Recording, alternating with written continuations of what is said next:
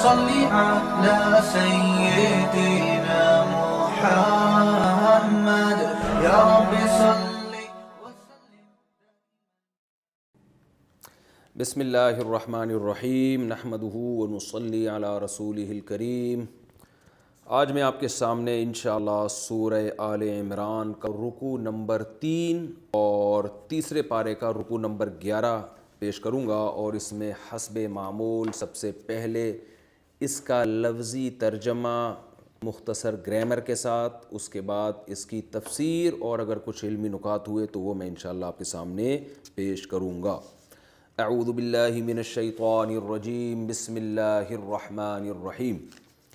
ان الذین یکفرون بآیات اللہ، بے شک وہ لوگ جو انکار کرتے ہیں اللہ کی آیات کا، وَيَقْتُلُونَ النَّبِيِّينَ بِغَيْرِ حَقٍّ، اور قتل کرتے ہیں نبیوں کو ناحق. بغیر حق کا مطلب ناحق قتل کرتے ہیں. وَيَقْتُلُونَ الَّذِينَ، اور قتل کرتے ہیں الَّذِينَ ان لوگوں کو، یأمرون بالقسط جو امر کرتے ہیں انصاف کا، من الناس لوگوں میں سے، یعنی لوگوں میں سے جو انصاف کا حکم دینے والے لوگ ہیں ان کو بھی قتل کرتے ہیں. فبشرہم، تو آپ ان کو خوشخبری سنا دیں. یہ خوشخبری ایک قسم کا ایک یوں سمجھیں کہ ایک وہ ہے جیسے ایک کسی گویا تانا دیا جاتا ہے نا کہ آؤ آپ کو ایک خوشخبری سناتے ہیں اور آپ اس کو بتائیں کل تمہارے پھانسی کا اعلان ہو گیا، تو اس سے اور زیادہ تکلیف ہوتی ہے. تو ان کو تکلیف دینے کے لیے خوشخبری کا لفظ استعمال کیا جاتا ہے.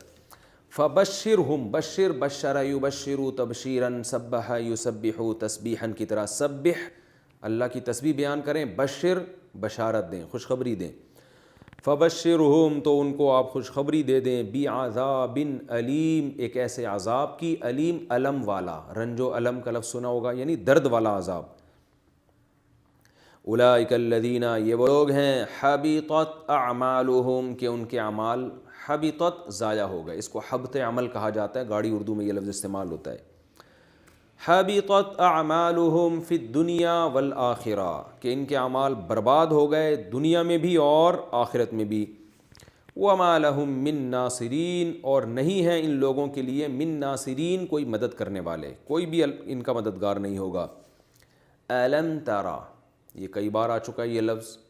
الم ترى، کہ آپ نے نہیں دیکھا، الی الذین، ان لوگوں کی طرف، اوتوا نصیبا، اوتو اصل میں تھا اوتیو، اکریمو کی طرح، پیسو وائس ہے. اکریمو اکرام کیے گئے وہ، اوتیو دیے گئے وہ، تو اوتیو کو پڑھا جاتا ہے اوتو، کہ دیے گئے وہ، نصیبا من الکتاب، کتاب کا ایک بڑا حصہ، ان کو کتاب کا ایک بڑا حصہ دیا گیا تھا.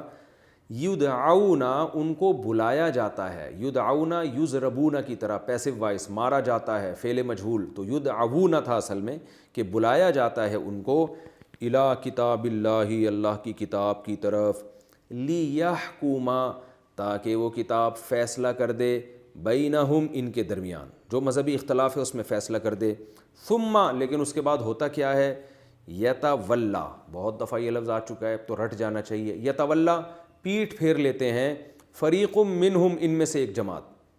ایک جماعت کیا کرتی ہے جب اس کو کتاب اللہ کی طرف بلایا جاتا ہے، منہ موڑ لیتے ہیں. وہم معرضون، اور وہ ہیں، وہ اعراض کرنے والے ہوتے ہیں، اعراض کرتے ہوئے پیٹھ پھیر رہے ہوتے ہیں.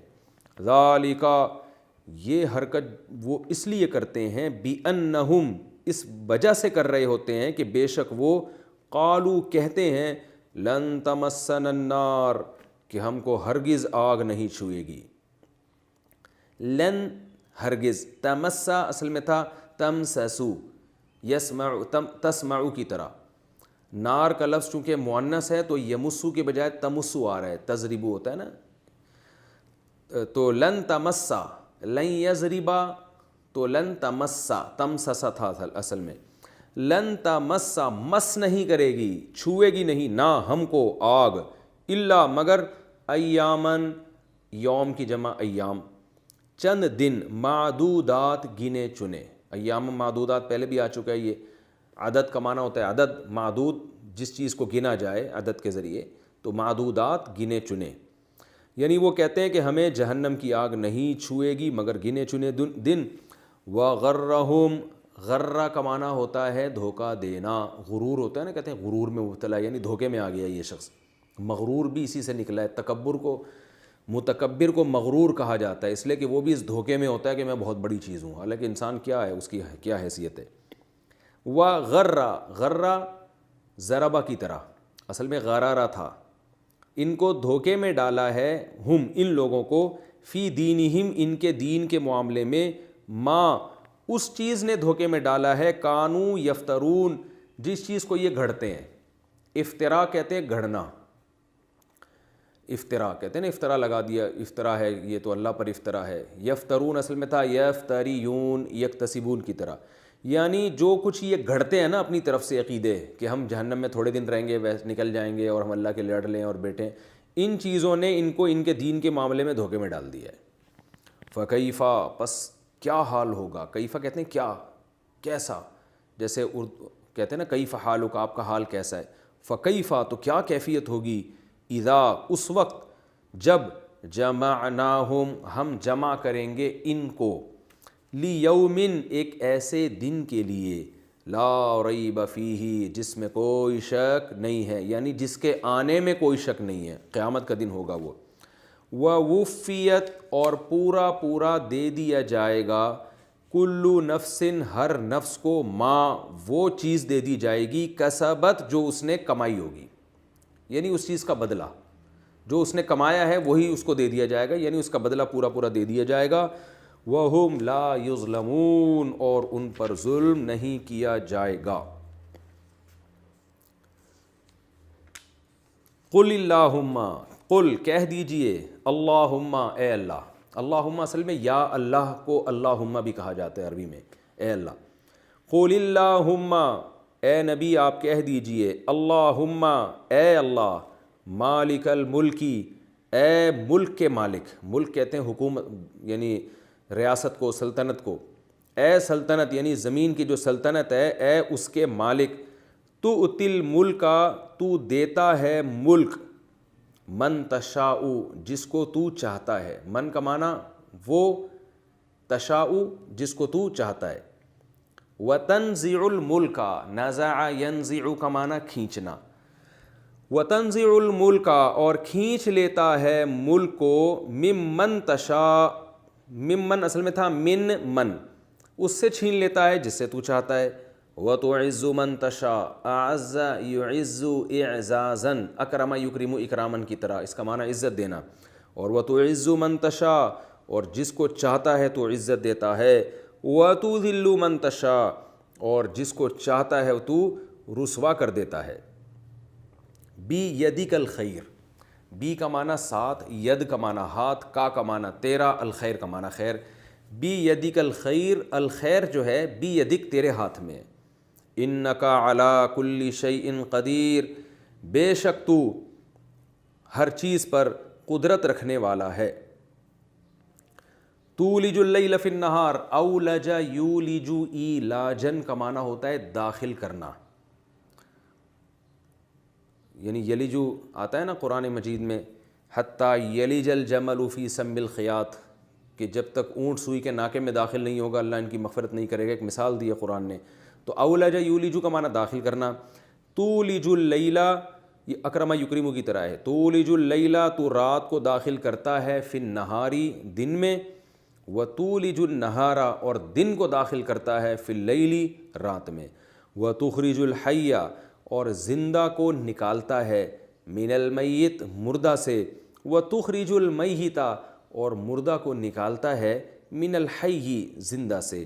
وترزق من تشاء اور رزق دیتا ہے جس کو تو چاہتا ہے، بغیر حساب بغیر حساب کے، یعنی بے پناہ رزق دیتا ہے جس کو تو چاہتا ہے. لا یتخذ المؤمنون، لا یتخذ نہ ٹھہرائیں، میں نے بتایا تھا نا لا یضرب، اسے چاہیے کہ وہ نہ مارے، تو یہاں یہی مطلب ہے. اتخذ یتخذ اتخاذا، اکتسب یکتسب اکتسابا کی طرح، اس کا معنی ہوتا ہے ٹھہرانا. جیسے قرآن میں آتا ہے واتخذ اللہ ابراہیم خلیلا، ابراہیم علیہ السلام کو اللہ نے دوست ٹھہرا لیا. تو لا یتخذ نہ ٹھہرائیں، المؤمنون مومن، الکافرین کافروں کو، اولیاء اپنا دوست، دوست ولی نہ بنائیں ان کو، من دون المؤمنین مومنین کو چھوڑ کر. دون کا معنی ان کے علاوہ، یعنی مومنین سے ہٹا کے ان سے دوستیاں مت لگائیں. وَمَن يَفْعَلْ ذَلِكَ، اور جو بھی یفعل کرے گا ذالک یہ کام، فَلَيْسَ مِنَ اللَّهِ فِي شَيْءٍ، تو نہیں ہے وہ اللہ کی طرف سے کسی بھی چیز میں. یہ ایک محاورے کے طور پہ استعمال ہوتا ہے، یعنی پھر اللہ کا اس سے کوئی تعلق نہیں ہے، پھر اللہ سے اس کی دوستی ختم. تو فلیس نہیں ہے من اللہ فی شیء، پھر اللہ کی طرف سے اس کا معاملہ خراب ہے، کچھ بھی نہیں ہے پھر وہ. الا، ہاں ایک صورت میں تمہیں دوستی لگانے کی اجازت ہے، ان تتقوا، کہ تم ڈرو، منہم ان سے، تقاہ ڈرنا. تقا یہ تقویٰ کو کہتے ہیں، بچنے کو، ڈرنے کو کہتے ہیں. تمہیں کوئی خوف ہو، مجبوری ہو تو ایک الگ بات ہے. وَيُحَذِّرُكُمُ اللَّهُ، حَذَّرَ يُحَذِّرُ تَحْذِيرًا، اس کا معنی ہے کہ بچانا یا ڈرانا. قرآن میں آتا ہے نا خُذُوا حِذْرَكُمْ، اپنے بچاؤ کو لازم پکڑو. وَيُحَذِّرُكُمُ اللَّهُ، اللہ تمہیں ڈراتا ہے نفسہ، اپنی ذات سے. وَإِلَى اللَّهِ الْمَصِيرُ، اور اللہ ہی کی طرف لوٹ کر جانا ہے. قل، اے نبی ان سے کہہ دیجئے، ان تخفوا، اگر تم چھپاؤ گے. اخفا یخفی اخفاءً کا معنی چھپانا، اخفا یا یخفی اخفاءً تھا اصل میں، اکرم یکرم کی طرح. اگر تم چھپاؤ گے ما فی صدورکم، اس چیز کو جو تمہارے سینوں میں ہے، یعنی دل میں اب باتیں چھپاؤ گے، غلط ارادے کرو گے. او تبدوہ، یا تم اس کو ظاہر کر لو گے. ابدا یبدی، ابدا یا یبدیو ابداون تھا اصل میں، ابدا و یبدیو، اکرم یکرم کی طرح اس کو ابدا یبدی پڑھا جاتا ہے. تو تبدو اصل میں تبدیو تھا، تکرمو کی طرح. یا تم اس کو ظاہر کرو گے، یعلمہ اللہ، اللہ اسے بھی جان لے گا. وَيَعْلَمُ مَا فِي السَّمَاوَاتِ، اور وہ اللہ جانتا ہے جو کچھ آسمانوں میں ہے. وَمَا فِي الْأَرْضِ، اور جو کچھ زمین میں ہے. وَاللَّهُ عَلَى كُلِّ شَيْءٍ قَدِيرٌ، اور اللہ ہر چیز پر قدرت رکھتا ہے. یوم تجد، یہ اس وقت ہوگا، یعنی اللہ یہ سب چیزیں جانے گا، جانتا تو ابھی بھی ہے، یعنی اس کا جو بدلہ دے گا یہ اس وقت دے گا. تجیدو کلو نفسن، جس دن پائے گا ہر نفس. وجد یجیدو وجدانا، اس کا معنی ہوتا ہے پانا، جیسے موجود اس چیز کو کہتے ہیں جو آپ پا رہے ہوتے ہو، تو جس کو انگلش میں فاؤنڈ کہتے ہیں. تو یوم تجیدو اصل میں توجیدو تھا، تضربو کی طرح. جس دن ہر نفس پا لے گا، یعنی موجود پائے گا، ما عملت، جو کچھ اس نفس نے عمل کیا ہوگا، من خیرن، خیر میں سے، یعنی کوئی بھی خیر میں سے کوئی عمل کیا ہوگا تو اس کو ہر نفس پا لے گا. محضرہ، حاضر. احضرہ یحضر احضاراً، اس کا معنی حاضر کرنا. تو محضر مکرم کی طرح، حاضر کرنے والا. محضر جس کو حاضر کیا جائے، یعنی ہر وہ نفس جس نے جو بھی عمل کیا ہوگا خیر میں سے، وہ نفس اس خیر کو سامنے پا لے گا.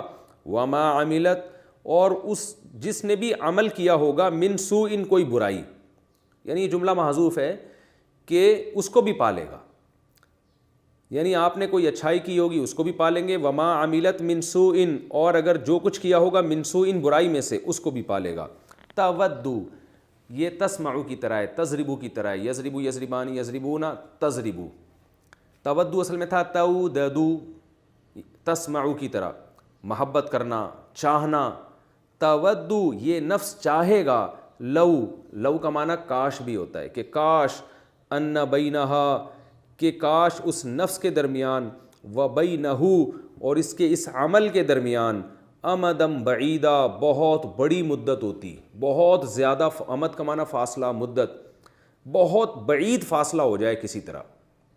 یعنی جب اپنے برے عمل کو سامنے دیکھے گا تو اس کی خواہش ہوگی کاش میرے اس عمل کو مجھ سے دور کر دیا جائے، یا اس دن کو مجھ سے دور کر دیا جائے، یہ بہت دور ہوتا، یہ میرے قریب نہ آتا.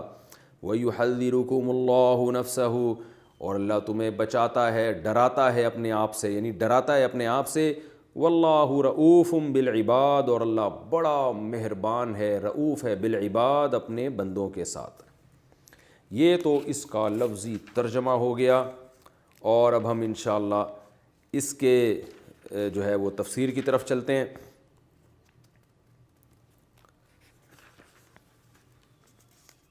پچھلے رکوع میں اہل کتاب عیسائیوں سے بحث چل رہی تھی.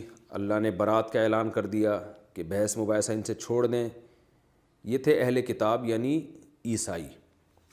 یہودی چونکہ بہت زیادہ شرارتیں کرتے رہتے تھے، اور اللہ نے پچھلے رکوع میں بتایا کہ دین اللہ کی نظر میں اسلام ہی ہے، تو اللہ نے اہل یہود کی پھر ایک خصلت بیان کی ہے کہ یہ وہ لوگ ہیں جو پیغمبروں کو قتل کرتے ہیں اور کرتے رہے ہیں۔ ایک روایت میں آتا ہے کہ یہودیوں نے 39 پیغمبروں کو قتل کیا ہے۔ روایت کی سند کی مجھے زیادہ تحقیق نہیں ہے، لیکن ایک تاریخی جو روایتیں ہوتی ہیں تو ان میں بہت زیادہ سند کی تحقیق کی ضرورت بھی نہیں ہوتی، اور قرآن سے اس کی اصل بھی ثابت ہے کہ بہت پیغمبروں کو قتل کیا انہوں نے۔ تو اللہ نے فرمایا کہ جو لوگ اللہ کی آیتوں کا انکار کرتے ہیں، پیغمبروں کو قتل کرتے ہیں ناحق، یہ ناحق کے لفظ کو سمجھیں، اس کا یہ مطلب نہیں ہے پیغمبر کو حق کے ساتھ بھی قتل کیا جاتا ہے۔ قرآن کا ایک مزاج ہے، خوب سمجھیں کہ قرآن میں کبھی کوئی شرط لگی ہوتی ہے یا قید لگی ہوتی ہے، وہ یہ بتانے کے لیے نہیں ہوتی کہ یہ چیز کا اپوزٹ بھی ممکن ہے، بلکہ وہ یہ بتانے کے لیے ہوتی ہے کہ یہ کام جب بھی ہوگا تو یہ شرط لازمی لگی ہوئی ہوگی اس کے ساتھ۔ جیسے پیغمبروں کا قتل ناحق کرتے تھے، تو یہ بتانا مقصد نہیں ہے کہ پیغمبروں کا قتل کی 2 قسمیں، ایک حق کے ساتھ اور ایک ناحق قتل۔ تو حق والا جو قتل تھا وہ تو نہیں کیا، جو ناحق تھا وہ کیا، معاذ اللہ، کیونکہ پیغمبروں کو تو قتل کرنا جب بھی ہوگا ناحق ہی ہوگا۔ تو بہت سے لوگ قرآن کے اس مزاج کو نہیں جانتے، تو وہ قرآن میں پھر مسائل میں تحریف کر دیتے ہیں، کیونکہ اصول فقہ پڑھے نہیں ہیں، اصول تفسیر پڑھے نہیں ہوتے، اور درس قرآن کے لیے بیٹھ جاتے ہیں۔ اس کی مثال ایسے ہے جیسے قرآن مجید میں آتا ہے سورہ نور میں، وَلَا تُكْرِهُوا فَتَيَاتِكُمْ عَلَى الْبِغَاءِ إِنْ أَرَدْنَا تَحَصُّنًا، کہ اپنی باندیوں کو، لونڈیوں کو زنا پر مجبور مت کیا کرو اگر وہ بچنا چاہتی ہیں۔ اب کوئی پاگل آدمی اس کی تفسیر یہ شروع کر دے کہ اگر وہ نہیں بچنا چاہیں تو پھر ان سے زنا کرانا جائز ہے، تو یہ تفسیر نہیں ہے، بلکہ مقصد قرآن کا یہ ہے کہ اپنی باندیوں کو زنا پر مجبور مت کرو اگر وہ بچنا چاہتی ہیں، کیونکہ وہ باندیاں مسلمان ہیں تو وہ بچنا تو چاہیں گی نا، وہ تو یہ تو طے شدہ بات ہے۔ تو اللہ فرماتے ہیں جب وہ بچنا چاہتی ہیں تو ان کو مجبور کرنا تو اور بڑا جرم ہے۔ یہ مطلب ہرگز نہیں آیت کا کہ اگر وہ نہیں بچنا چاہتی تو ان سے زنا کروا سکتے ہو، کیونکہ زنا تو بہرحال حرام ہے، چاہے وہ بچنا چاہیں چاہے وہ بچنا نہ چاہیں، لیکن ہوتا ایسا ہی ہے کہ جو مسلمان باندی وہ بچنا چاہتی ہے۔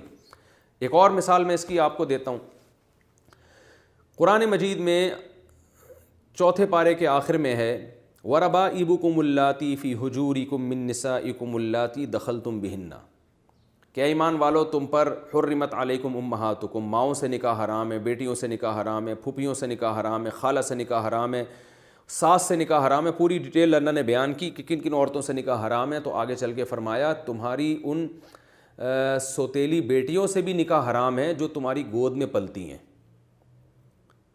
ان سے بھی تمہارے لیے نکاح حرام ہے جو تمہاری گود میں پلتی ہیں۔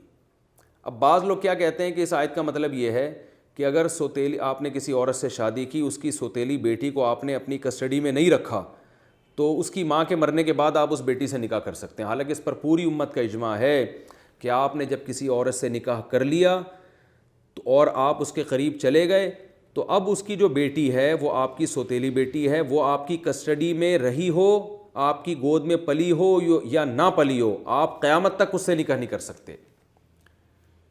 تو کیوں یہ کہا؟ حالانکہ قرآن تو کہہ رہے تمہاری وہ سوتیلی بیٹیاں جو گود میں پلی ہوں ان سے نکاح حرام ہے۔ تو یہاں بھی یہ بات ہے کہ جن لوگوں نے اصول تفسیر یا اصول فقہ نہیں پڑھا ہوتا وہ گڑبڑ کر دیتے ہیں اور وہ اجماع کے خلاف آیتوں کی تفسیر شروع کر دیتے ہیں۔ قرآن اس صفت کو ہائی لائٹ اس لیے کر رہا ہے کہ عام طور پر ایسا ہوتا ہے کہ جب کسی خاتون سے شادی ہوتی ہے تو وہ عورت اپنے بچوں کو چھوڑ کے نہیں آتی، بچے جہیز میں ساتھ ہی آتے ہیں، کیونکہ ماں بچوں کے بغیر رہ نہیں سکتی۔ تو عام طور پر سوتیلی بیٹیاں کو سوتیلے باپ ہی اکثر پال رہے ہوتے ہیں، مسلم معاشرے میں اکثر ایسا ہی ہوتا تھا۔ تو یہ قید اتفاقی ہے کہ جو عام ایک عادت تھی اللہ نے اس کو ہائی لائٹ کر دیا۔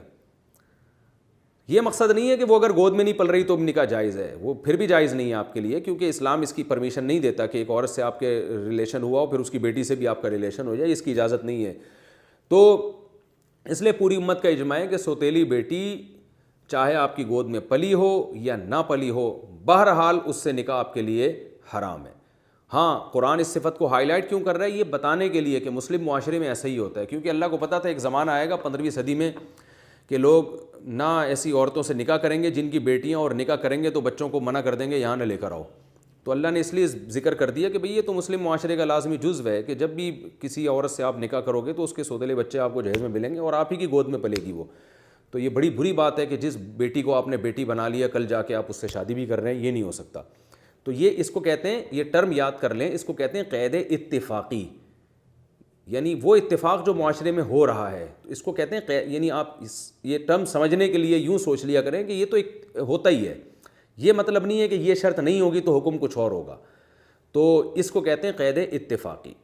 تو اس میں بڑے مسائل ہیں، پھر فقہا کے پھر بعض شرطوں کے بارے میں اختلاف بھی ہو جاتا ہے کہ یہ اتفاقی ہے کہ احترازی ہے۔ جیسے 5ویں پارے میں اللہ نے فرمایا وَمَن لَّمْ يَسْتَطِعْ مِنكُمْ طَوْلًا أَن يَنكِحَ الْمُحْصَنَاتِ الْمُؤْمِنَاتِ فَمِمَّا مَلَكَتْ أَيْمَانُكُم مِّن فَتَيَاتِكُمُ الْمُؤْمِنَاتِ، کہ جو آزاد عورت سے نکاح نہیں کر سکتے تو وہ کسی کی باندی سے نکاح کر لیں۔ تو یہاں بھی امام شافعی فرماتے ہیں کہ باندی سے نکاح جب ہی جائز ہے جب آپ آزاد عورت سے نکاح نہ کر سکو۔ امام حنیفہ فرماتے ہیں قید اتفاقی ہے کہ عام طور پہ باندی سے نکاح وہی کرتا ہے جو آزاد سے کر نہیں سکتا، تو اس لیے قرآن نے کہا اگر وہاں سے نہیں ہو سکتا تو بھائی یہ تو نہیں کہ بغیر نکاح کے زندگی گزارو، تو چلو یہاں کر لو۔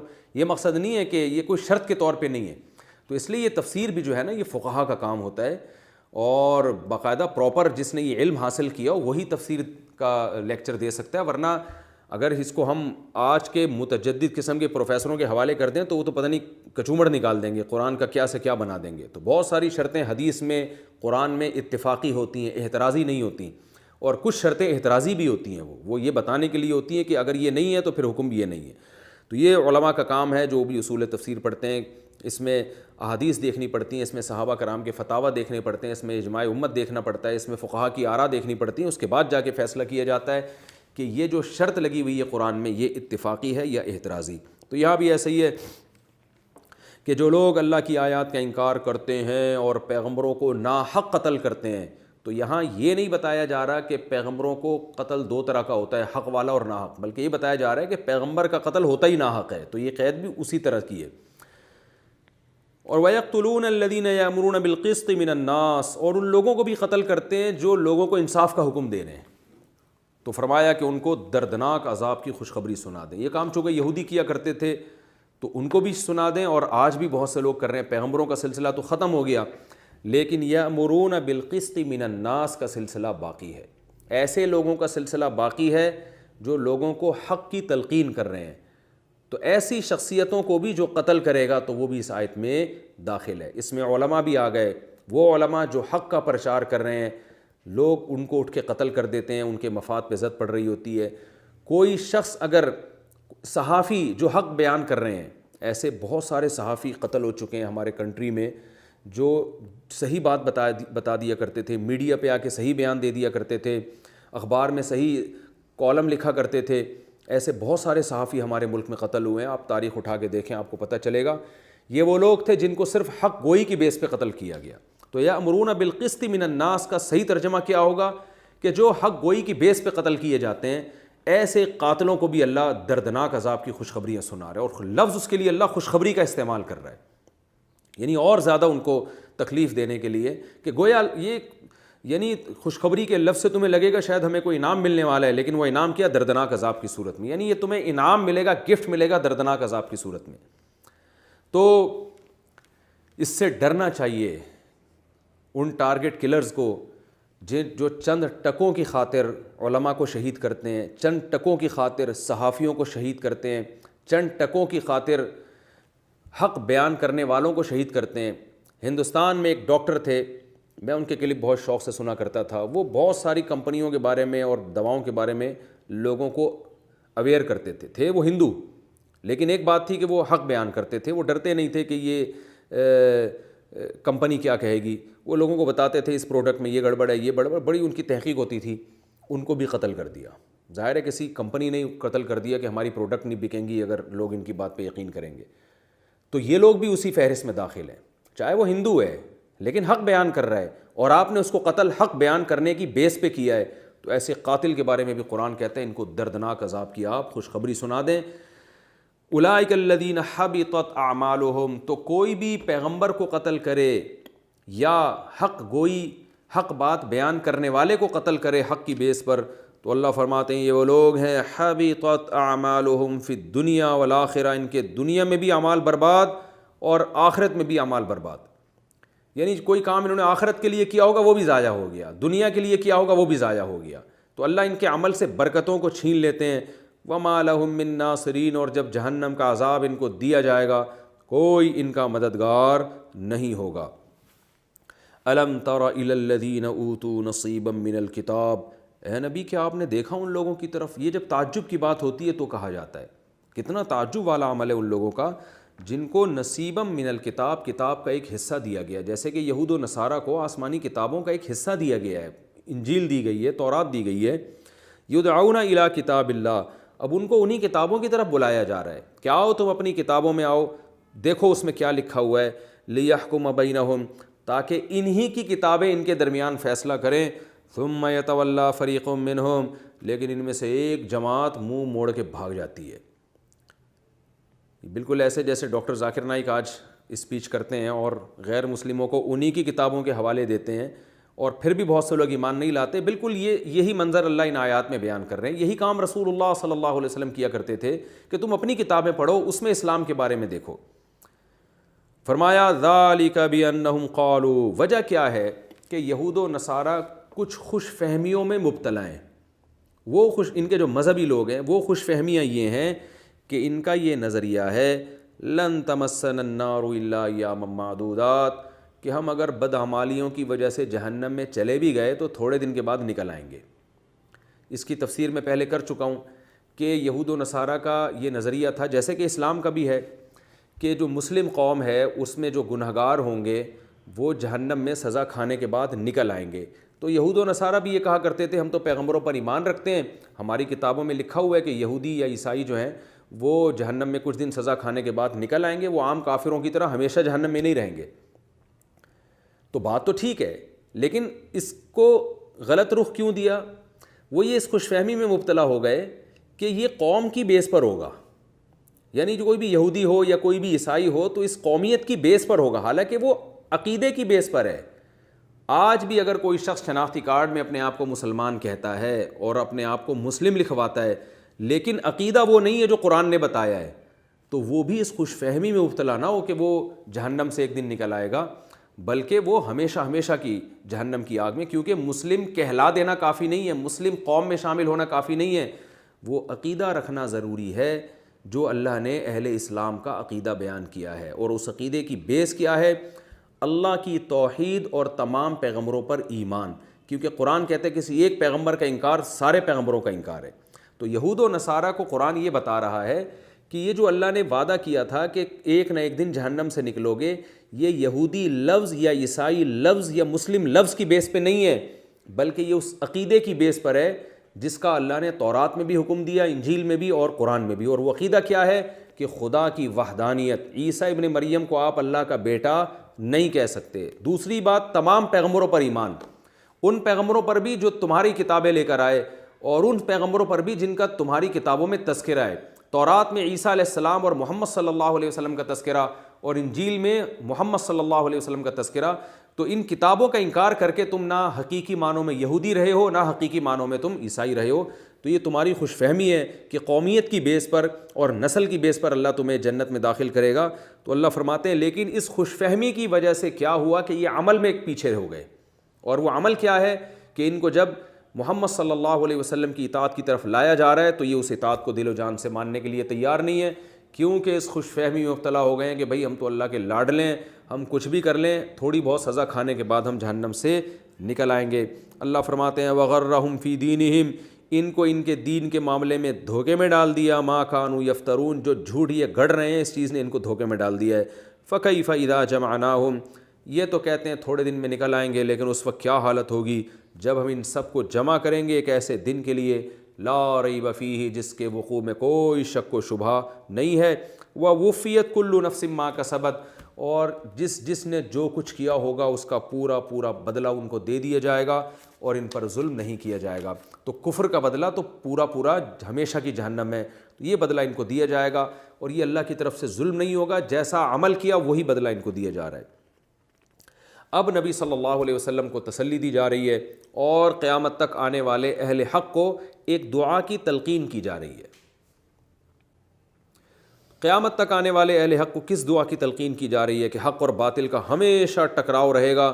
تو اللہ نے فرمایا قل اللہم، اے نبی اور آپ کے واسطے سے پوری امت میں کوئی بھی قرآن کی تلاوت کر رہا ہے اس کو حکم دیا جا رہا ہے، قل، یہ دعا کرو، اللہم مالک الملکی، اے اللہ تو سلطنت کا مالک ہے، یعنی ہم مغلوب ہیں، ہم کمزور ہیں، ہم حق پر ہو کر بھی دبے ہوئے ہیں اور باطل دندناتا پھر رہا ہے، تو اللہ فرماتے ہیں دعا مانگا کرو، اے اللہ تو سلطنت کا مالک ہے، تؤتی الملک من تشاء، جس کو چاہتا ہے تو حکومت دیتا ہے، وتنزع الملک ممن تشاء، جس سے چاہتا ہے حکومت چھین لیتا ہے۔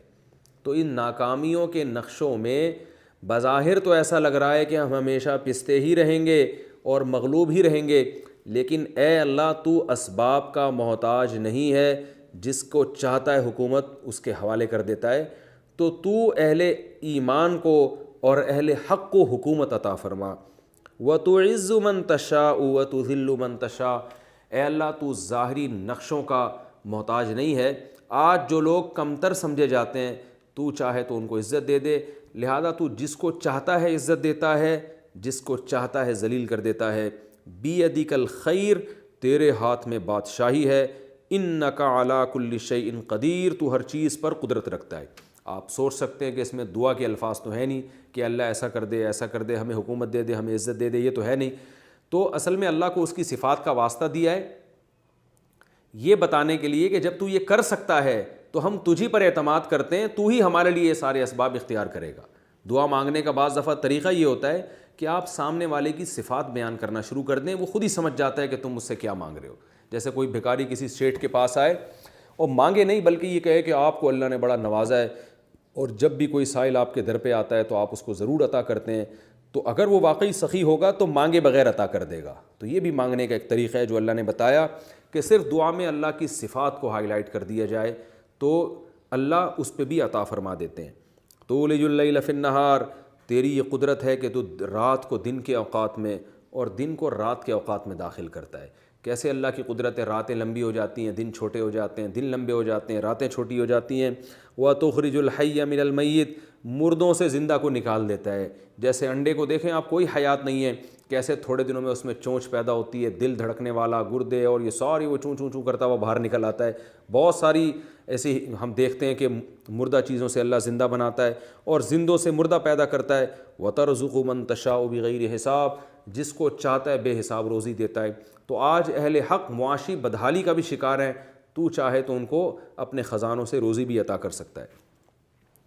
تو اس دعا کی ہمیں تلقین کی گئی ہے تاکہ ہمیں حق پر قائم رہنے میں مدد ملے اور ہم اپنی گوٹ اللہ کے حوالے کر دیں۔